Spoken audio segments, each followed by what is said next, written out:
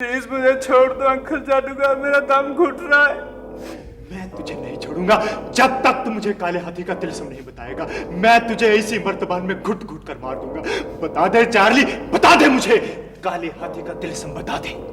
मुझे कोई तिलस्म नहीं आता, हम जादूगर नहीं है। तुम झूठ बोलते हो, तुम्हें तिलस्म पता है। बता दो चार्ली, वरना मैं ये ढकना बंद कर दूंगा और इसी मर्तबान में तेरा अचार बना दूंगा।